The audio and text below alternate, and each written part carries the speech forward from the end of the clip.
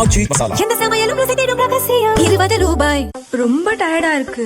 இயற்கையான டேட்ஸ், பாதாம், பிஸ்தா, cash and honey கொண்டு தயாரிக்கப்பட்ட லயன் டேட் நட் பைட்ஸ்.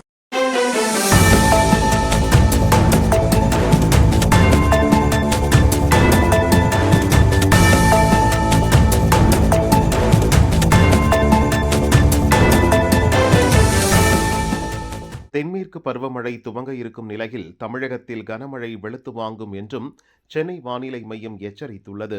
அதன் அறிக்கை: வங்கக்கடலில் நிலவி வந்த காற்றழுத்த தாழ்வு பகுதி நேற்று மாலை வலுவிழந்துவிட்டது. அதே நேரம் குமரி மற்றும் வட தமிழக பகுதிகள் மேல் வளிமண்டல சுழற்சி நிலவி வருகிறது.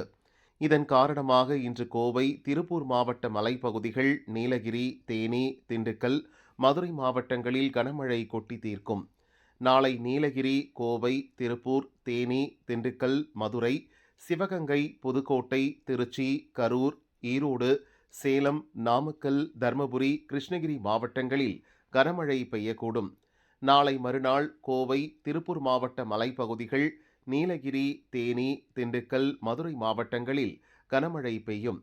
இந்த நாட்களில் தமிழகத்தின் மற்ற பகுதிகளில் மிதமான மழைக்கு வாய்ப்புள்ளது.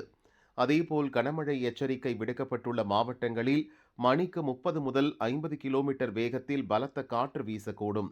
மே 20 முதல் 23 வரை தமிழகம், புதுச்சேரியில் மிதமான மழைக்கு வாய்ப்புள்ளது.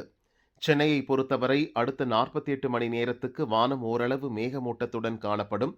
ஓரிரு இடங்களில் இடி மின்னலுடன் மிதமான மழைக்கு வாய்ப்புள்ளது என்று வானிலை மையம் கூறியுள்ளது. அதேபோல் மே 26ஆம் தேதி வாக்கில் கேரளாவில் தென்மேற்கு பருவமழை துவங்கக்கூடும் என்றும் கணித்துள்ளது.